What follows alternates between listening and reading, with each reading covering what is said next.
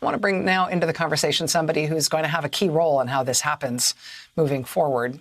And that's Senator Amy Klobuchar of Minnesota. She's a key member of the Senate Judiciary Committee. Herself was a candidate for president this year. Senator Klobuchar, it's always nice to have you here. I'm sorry it's under such sad circumstances tonight. Well, thank you, Rachel. And of course, we mourn the loss of Justice Ginsburg. She was this icon, and you see these women and people showing up at the Supreme Court today because they loved her. And it's pretty hard to become a rock star in your 80s, but she did with, her famous name, the notorious RBG, and then her famous work from being one of the first women to take on sex discrimination and with landmark decisions because she argued before the Supreme Court, and then she herself became the second woman to be appointed to the Supreme Court, where she, of course, continued her fight for justice. And she's someone that made justice cool for so many young people in this country, and we all mourn her loss. The passing of Justice Ginsburg feels like a moment in American women's history, as much as it feels like a moment in American history. And obviously, it's an incredibly important political moment just because of its timing, but also because a vacancy on the Supreme Court is always a huge deal, particularly in a country that's as polarized and as sort of poised on the edge of the abyss as this one sort of feels like it is. But I spoke with Secretary Clinton earlier this hour about how Justice Ginsburg dying tonight feels very much intertwined with her hope that Nina Totenberg had just described us moments ago, that she would be able to retire in 2016 because Justice Ginsburg hoped and believed that Hillary Clinton would win the 2016 election, and she wanted the first woman president to pick her successor. It comes a day after yet another woman has come forward and accused the sitting president of the United States of sexual assault. It comes at a time when the first woman of color to be on the ticket as a vice presidential nominee, Kamala Harris, is up against President Trump and Vice President Mike Pence. It does feel like this is kind of a feminist crucible, this moment in history, and I think it's causing a lot of not just reaction but feelings among American women tonight in terms of what this means. I just want to ask you if any of that resonates with you. Yes, and I'd add one more thing to that list. It comes at a time where women are voting like never before, where Joe Biden is winning in a number of states that I don't think people expected him to be ahead in states like North Carolina and Nevada and Arizona, in addition to the Midwest, where he's getting stronger and stronger. In my state, he was just there today, incredible lead in the polls. And to me, that shows us one thing, that people are voting. They are getting out there, and this will bring them out in an unbelievable way in Justice Ginsburg's honor. And another thing I'd add about her that not sure people have touched on, maybe Nina did, the way she had friendships with people who had very different views than her on the court, like Justice Scalia. She was someone that believed in the institution of the court and in this process and in fairness. And I think for that reason alone, we should honor her. What she called her fervent wish is that she will not be replaced until a new president is installed. And I thought it was interesting today when Leader Schumer came out very strongly, just using the quote from Mitch McConnell. That's all he sent out, in addition to a tribute to Justice Ginsburg. And this was Mitch McConnell's words. The American people should have a voice in the selection of their next Supreme Court justice. And this is his words from back, as he noted, in 2016. Therefore, this vacancy should not be filled until we have a new president. You already see Republican senators like Lisa Murkowski coming out and saying the same thing.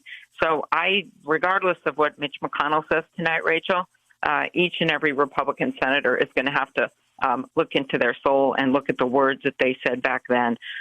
So I today come to honor Ruth Bader Ginsburg and what she stands for. But what she stood for was justice. And justice means allowing the American people to have a voice when they choose the next president. Senator Klobuchar, on the Judiciary Committee, the Republican chairman now is Senator Lindsey Graham.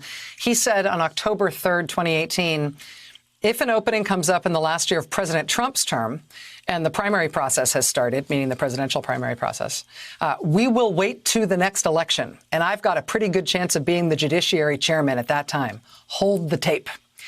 That's Senator Graham, now Chairman Graham, promising in October 2018 that if this happened in 2020, which now, that we will wait to the next election until considering a new Supreme Court nominee. Do you expect that Senator Graham will know that we held the tape and will hold himself to the standard that he's articulated? I think this is a major watershed moment in a time where people have lost trust in their elected officials. He better be true to his word. And I think all of America is watching right now. And people remember this well when Mitch McConnell said to wait for the results of an election. Well, this is even closer. That was 10 months. We have 46 days before this election. And to me, this is going to be a moment. It's not just what Mitch McConnell says in a statement or a tweet. It is what the American people say, and each one of our colleagues is going to have to make a moral reckoning with their words from the past and what they're going to do. And I hope they think very carefully before they speak, because they all, number of them, really base their decision on the allowing the American people to have a voice, which is exactly what we want to do. Senator Klobuchar,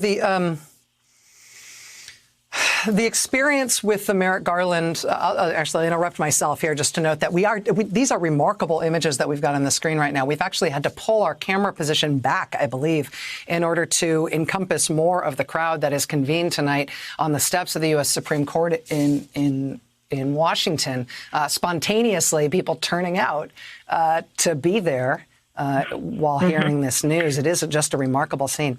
But let me ask you about the experience of Merrick Garland's nomination being denied and ignored by Republicans in 2016 when Justice Scalia died in February of that year. You and your fellow Democrats, particularly on the Judiciary Committee, do you feel like you learned anything, or you had any sort of, esprit d'escalier, spirit of the stairs regrets about things that you could have done to make that to make that happen the way that you wished it had? Do you have plans for things that you can do to try to stop them filling this seat that maybe you hadn't considered doing 4 years ago? Well, first of all, I was there when Merrick Garland was nominated. I was there at the Rose Garden, and it was a beautiful moment. He would have been a great justice. And,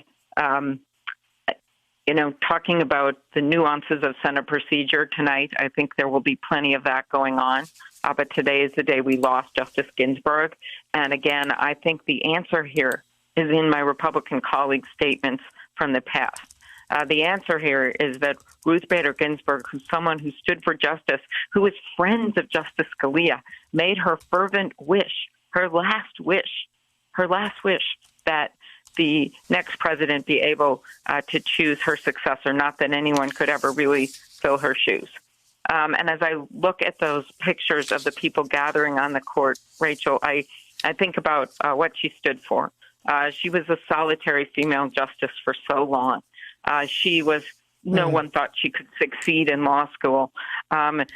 First tenured professor. She went on to then take on those cases, argue before the Supreme Court when people wanted men to take her place. Then she ends up on the court and makes that very significant decision in the Virginia military case, where she got Republican-appointed justices, including Sandra Day O'Connor, to join her in the decision that men should not be the only ones admitted to that military academy. Senator Amy Klobuchar of Minnesota, member of the Senate Judiciary Committee, which is now the center of the political universe and will be for the next however many days before this issue is resolved. Senator Klobuchar, thank you so much for making time on short notice to be with us. It's an honor to have you here tonight. Well, thank you, Rachel, and thank you for honoring this woman that made you believe anything and everything is possible. And I hope your viewers remember that today, that justice must prevail. Hey there, I'm Chris Hayes from MSNBC. Thanks for watching MSNBC on YouTube. If you want to keep up to date with the videos we're putting out, you can click subscribe just below me or click over on this list to see lots of other great videos.